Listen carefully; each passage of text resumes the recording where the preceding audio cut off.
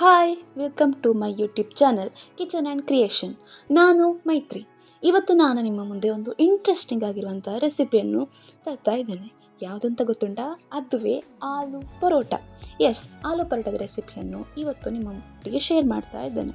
ಮೊದಲಿಗೆ ಒಂದು ಪಾತ್ರೆಯಲ್ಲಿ ಉಪ್ಪನ್ನು ಹಾಕ್ಕೊಂಡು ಅದಕ್ಕೆ ಲೈಟ್ ಆಗಿರುವಂಥ ಬಿಸಿನೀರನ್ನು ಹಾಕಿ ಅದನ್ನು ಚೆನ್ನಾಗಿ ಕರಗಿಸಿಕೊಳ್ಬೇಕು.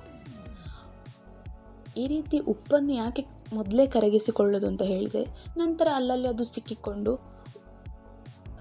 ಅದು ಒಂದು ಕಡೆಯಲ್ಲಿ ಮಾತ್ರ ಉಪ್ಪು ಅಂತ ಅನಿಸಬಾರ್ದು, ಈಕ್ವಲ್ ಆಗಿ ಎಲ್ಲ ಸ್ಪ್ರೆಡ್ ಆಗಲಿ ಅನ್ನುವ ಉದ್ದೇಶದಿಂದ.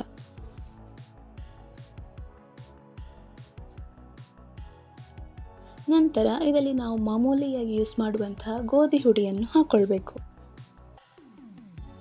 ಗೋಧಿ ಹುಡಿ ಎಷ್ಟು ಪ್ರಮಾಣದಲ್ಲಿ ಹಾಕ್ಕೊಳ್ಬೇಕು ಅಂತ ಕೇಳಿದರೆ, ಅದು ನಿಮಗೆ ಎಷ್ಟು ಪರೋಟ ಮಾಡಬೇಕು ಅಂತ ಇದೆಯೋ ಅಷ್ಟು. ನಾನು ಇಲ್ಲಿ ತೆಗೆದುಕೊಂಡಿರುವ ಅಷ್ಟು ನೀವು ತಗೊಂಡ್ರೆ ಅದರಲ್ಲಿ 6ರಿಂದ 8 ಪರೋಟಗಳು ಆರಾಮದಲ್ಲಿ ಆಗುತ್ತದೆ.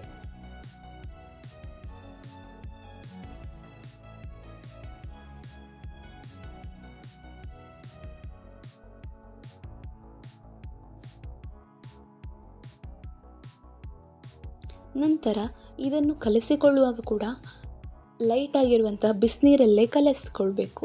ಯಾಕೆಂತ ಕೇಳಿದರೆ, ಹೀಗೆ ಬಿಸಿನೀರಲ್ಲಿ ಕಲಸಿಕೊಂಡಾಗ ನಾವು ಪರೋಟವನ್ನು ಲಟ್ಟಿಸುವಂಥ ಸಂದರ್ಭದಲ್ಲಿ ಅದು ಚೆನ್ನಾಗಿ ಮೃದುವಾಗಿ ಬರ್ತದೆ.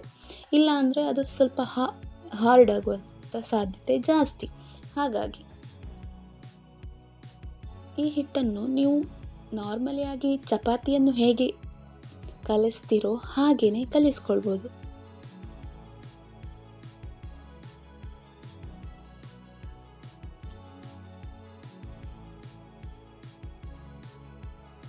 ಈಗ ಈ ರೀತಿಯಾಗಿ ಚೆನ್ನಾಗಿ ಕಲಸಿಕೊಂಡಾಗಿದೆ. ನಂತರ ಇದನ್ನು ಹೀಗೆ ಒಂದು 15ರಿಂದ 20 ನಿಮಿಷಗಳ ಕಾಲ ಹೀಗೆ ಮುಚ್ಚಿ ಇಡಬೇಕು. ನಂತರ ಗಸಿಗೆ ಅಂದರೆ ಪರೋಟದ ಒಳಭಾಗದಲ್ಲಿ ಫಿಲ್ಲಿಂಗ್ ಅನ್ನು ಹೇಗೆ ಮಾಡ್ಕೊಳ್ಳೋದು ಅಂತ ಕೇಳಿದರೆ, ಆಲೂಗಡ್ಡೆ, ಈರುಳ್ಳಿ, ಕೊತ್ತಂಬರಿ ಸೊಪ್ಪು, ಮೆಣಸು, ಬೆಳ್ಳುಳ್ಳಿ, ಉಪ್ಪು ಹಾಗೆ ಜೀರಿಗೆ, ಇದಿಷ್ಟು ಬೇಕಾಗಿರುತ್ತದೆ. ಮೊದಲು ತರಕಾರಿಗಳನ್ನು ಚೆನ್ನಾಗಿ ತೊಳ್ಕೊಳ್ಬೇಕು. ನಂತರ ಸಿಪ್ಪೆ ತೆಗೆದಂಥ ಆಲೂಗಡ್ಡೆಯನ್ನು ಅರ್ಧ ಕಟ್ ಮಾಡಿ ನಂತರ ಬೇಯಿಸ್ಕೊಳ್ಬೇಕು.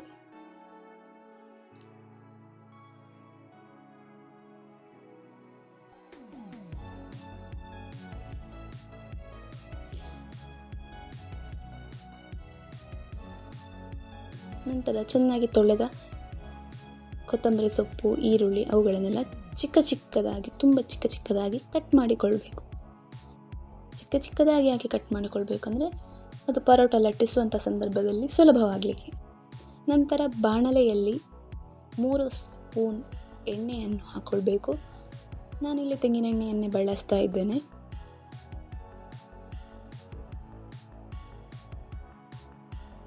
ಎಣ್ಣೆ ಸ್ವಲ್ಪ ಬಿಸಿಯಾದ ಬಳಿಕ ಅದಕ್ಕೆ ಸ್ವಲ್ಪ ಜೀರಿಗೆಯನ್ನು ಹಾಕ್ಕೊಳ್ಬೇಕು. ಜೀರಿಗೆ ಆಪ್ಷನಲ್. ನಾವಿಲ್ಲಿ ಜೀರಿಗೆ ಯಾಕೆ ಹಾಕ್ಕೊಳ್ತಿದ್ದೇನೆ ಅಂತ ಕೇಳಿದರೆ, ಅದು ಆ್ಯಸಿಡಿಕ್ ಅಂಶವನ್ನು ತೆಗೆಯುತ್ತದೆ. ಆಲೂಗಡ್ಡೆ ಸ್ವಲ್ಪ ಆ್ಯಸಿಡಿಕ್ ಅಂಶ ಹೊಂದಿರೋದ್ರಿಂದ ಅದು ಆ್ಯಸಿಡಿಕ್ ಅಂಶವನ್ನು ತೆಗೆಯುತ್ತದೆ. ನಂತರ ಇಲ್ಲಿ ಬೆಳ್ಳುಳ್ಳಿ ಮತ್ತು ಚಿಕ್ಕದಾಗಿ ಕಟ್ ಮಾಡಿಕೊಂಡ ಮೆಣಸನ್ನು ಹಾಕ್ಕೊಳ್ತಾ ಇದ್ದೇನೆ.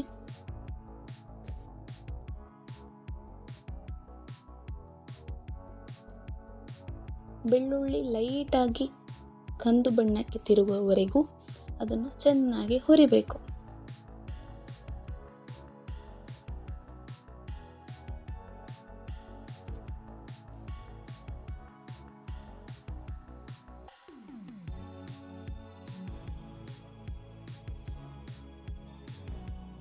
ಈಗ ಇದು ಬಣ್ಣ ಬದಲಾಯಿಸಿದೆ ಲೈಟಾಗಿ.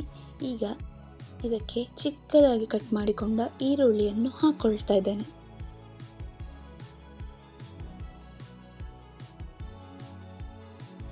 ಇದನ್ನು ಕೂಡ ಚೆನ್ನಾಗಿ ಹುರಿದುಕೊಳ್ಬೇಕು. ಇದು ಸ್ವಲ್ಪ ಅದರ ಬಣ್ಣ ಚೇಂಜ್ ಆಗುವವರೆಗೂ ಇದನ್ನು ಚೆನ್ನಾಗಿ ಹುರಿಬೇಕು.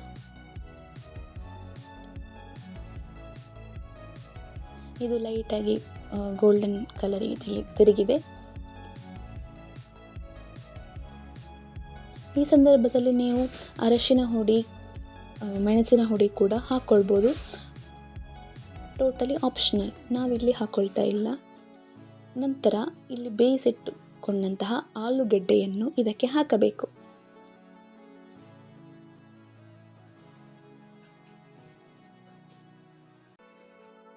ಇದನ್ನು ಸ್ವಲ್ಪ ಮಿಕ್ಸ್ ಮಾಡಿಕೊಂಡು, ಇದು ಅದೇ ಸೌಟಲ್ಲಿ ಸ್ಮ್ಯಾಶ್ ಮಾಡಲಿಕ್ಕೆ ಆಗ್ತದೆ ಅಂದರೆ ಹಾಗೆ ಸ್ಮ್ಯಾಶ್ ಮಾಡ್ಬೋದು. ಇಲ್ಲ ಅಂದರೆ ನಿಮ್ಮಲ್ಲಿ ಸ್ಮ್ಯಾಶರ್ ಇದೆ ಅಂತ ಅಂದರೆ ಅದರಲ್ಲೂ ಮಾಡಿಕೊಳ್ಬೋದು. ಇಲ್ಲಿ ನನ್ನ ಬಳಿ ಸ್ಮ್ಯಾಶರ್ ಇರಲಿಲ್ಲ, ಹಾಗಾಗಿ ಒಂದು ಗಾಜಿನ ಲೋಟವನ್ನು ಚೆನ್ನಾಗಿ ತೊಳ್ಕೊಂಡು ಅದನ್ನು ತಗೊಂಡಿದ್ದೇನೆ. ಅದರಲ್ಲಿ ಈ ರೀತಿಯಾಗಿ ಸ್ಮ್ಯಾಶ್ ಮಾಡ್ತಾ ಇದ್ದೇನೆ. ಇದು ಸ್ಮ್ಯಾಶ್ ಮಾಡೋದು ತುಂಬ ಅಗತ್ಯ. ಯಾಕಂತ ಕೇಳಿದರೆ ಪರೋಟವನ್ನು ಮಾಡುವಂಥ ಸಂದರ್ಭದಲ್ಲಿ, ಲಟ್ಟಿಸುವಂಥ ಸಂದರ್ಭದಲ್ಲಿ ನಂತರ ಅದು ಪರೋಟ ಬಿಟ್ಟುಕೊಳ್ಳುವಂಥ ಸಾಧ್ಯತೆ ಜಾಸ್ತಿ. ಹಾಗಾಗಿ ಇದನ್ನು ಚೆನ್ನಾಗಿ ಸ್ಮ್ಯಾಶ್ ಮಾಡಿಕೊಳ್ಬೇಕು.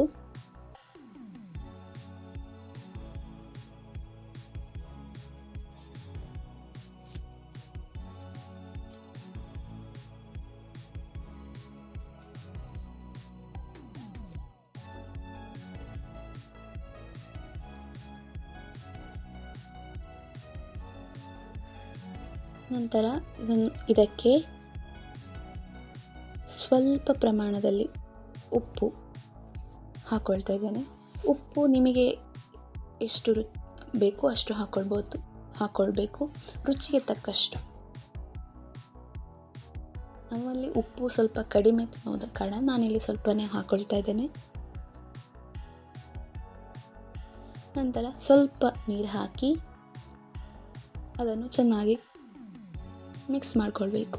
ನೀರು ಯಾಕೆ ಹಾಕ್ಕೊಳ್ತಾ ಇದ್ದೇನೆ ಅಂದರೆ ಅಲ್ಪ ಸ್ವಲ್ಪ ಆಲೂಗಡ್ಡೆ ಬೇಯದೆ ಏನಾದರೂ ಇದ್ದಂಥ ಸಂದರ್ಭದಲ್ಲಿ ಚೆನ್ನಾಗಿ ಬೇಯಲಿ ಅನ್ನುವ ಕಾರಣಕ್ಕೆ. ಹಾಗೆ ಉಪ್ಪು ಕೂಡ ಚೆನ್ನಾಗಿ ಸ್ಪ್ರೆಡ್ ಆಗಲಿ ಪೂರ್ತಿ ಆಲೂಗಡ್ಡೆಯಲ್ಲಿ ಅಂತ. ನಂತರ ಸ್ವಲ್ಪ ಆ ನೀರೆಲ್ಲ ಆರಿಸಬೇಕು. ಕೊನೆಯಲ್ಲಿ ಕೊತ್ತಂಬರಿ ಸೊಪ್ಪನ್ನು ಹಾಕ್ಕೊಂಡು ಒಮ್ಮೆ ಚೆನ್ನಾಗಿ ಮಿಕ್ಸ್ ಮಾಡಿಕೊಳ್ಬೇಕು.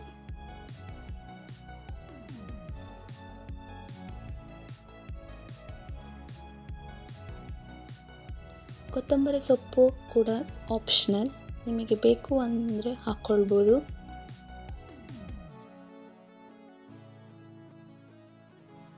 ಒಮ್ಮೆ ಇದನ್ನು ಚೆನ್ನಾಗಿ ಮಿಕ್ಸ್ ಮಾಡಿಕೊಳ್ಳಿ.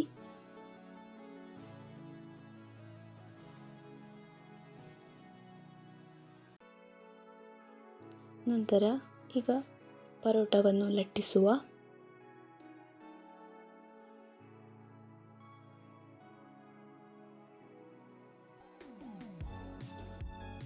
ಮೊದಲಿಗೆ ಚಿಕ್ಕದಾಗಿ ಈ ಥರ ಹಿಟ್ಟನ್ನು ಲಟ್ಟಿಸ್ಕೊಳ್ಬೇಕು. ಲಟ್ಟಿಸುವಾಗ ಸೈಡ್ ತೆಳು, ಮಿಡ್ಲ್ ದಪ್ಪ ಇರುವ ಹಾಗೆ ಲಟ್ಟಿಸಿಕೊಳ್ಳಿ ಈ ರೀತಿಯಾಗಿ.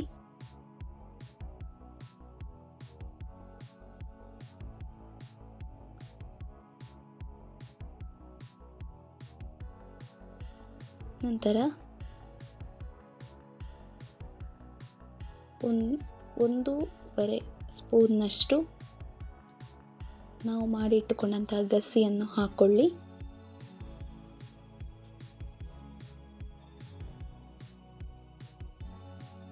ನಂತರ ಈ ರೀತಿಯಾಗಿ ಇದನ್ನು ಮಡಿಸಿಕೊಳ್ಬೇಕು.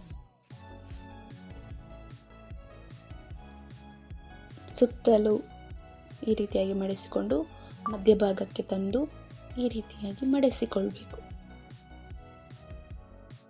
ನಂತರ ಮೆತ್ತಗೆ ಆಗಿ ಲಟ್ಟಿಸಿಕೊಳ್ಬೇಕು. ತುಂಬ ಪ್ರೆಸ್ ಮಾಡಬಾರ್ದು ಅದನ್ನು, ಅದು ಬಿಟ್ಟುಕೊಳ್ಳುವಂಥ ಸಾಧ್ಯತೆ ಜಾಸ್ತಿ. ಹಾಗಾಗಿ ತುಂಬ ಸೂಕ್ಷ್ಮವಾಗಿ ಹೀಗೆ ಲಟ್ಟಿಸಿಕೊಳ್ಬೇಕು.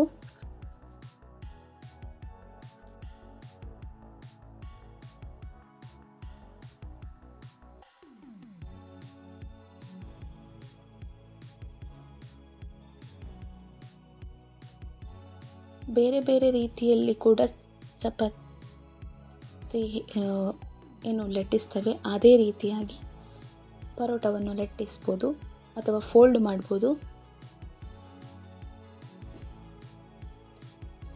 ಇನ್ನು ಪರೋಟವನ್ನು ಬೇಯಿಸುವಂಥ ಸಂದರ್ಭ, ಹೆಂಚು ಬಿಸಿ ಆಗಿ ಅದಕ್ಕೆ ತುಪ್ಪ ಹಾಕಿ ಆ ಹೆಂಚಿಗೆ ಈ ರೀತಿ ಮಾಡಿಟ್ಟ ಪರಾಟವನ್ನು ಹಾಕ್ಕೊಳ್ಬೇಕು.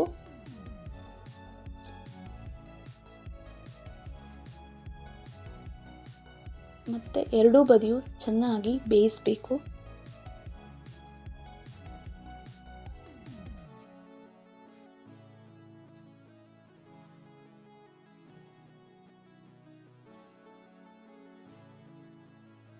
ಈ ರೀತಿಯಾಗಿ ಇದನ್ನು ಮೀಡಿಯಮ್ ಫ್ಲೇಮಲ್ಲಿ ಇಟ್ಟುಕೊಂಡು ಬೇಯಿಸಬೇಕು. ಯಾಕೆಂದರೆ ಅದು ದಪ್ಪ ಇರುವ ಕಾರಣ ಚೆನ್ನಾಗಿ ಬೇಯಲಿ ಅನ್ನುವ ಉದ್ದೇಶ.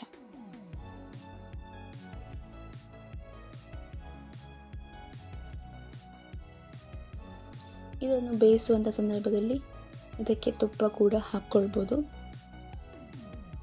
ಅದು ಪರೋಟದ ಟೇಸ್ಟನ್ನು ಜಾಸ್ತಿ ಮಾಡ್ತದೆ.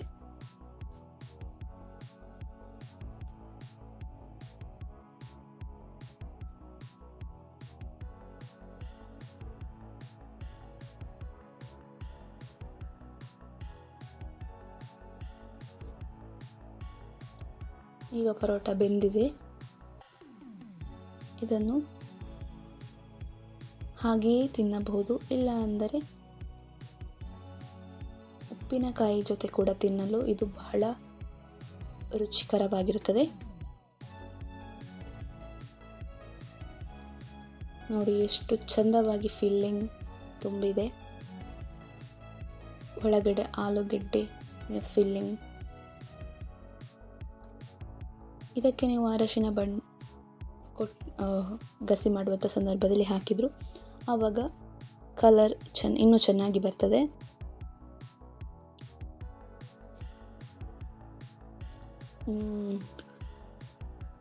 ತುಂಬ ಟೇಸ್ಟಾಗಿ ಬಂದಿದೆ. ನೀವು ಕೂಡ ಟ್ರೈ ಮಾಡಿ, ಸೂಪರ್ ಆಗಿದೆ. ನಾನಂತೂ ಇದನ್ನು ತಿನ್ನಲಿಕ್ಕೆ ಹೋಗ್ತಿದ್ದೇನೆ. ಬಾಯ್. Thank you for watching. If you like the recipe, please like, share and subscribe. Thank you.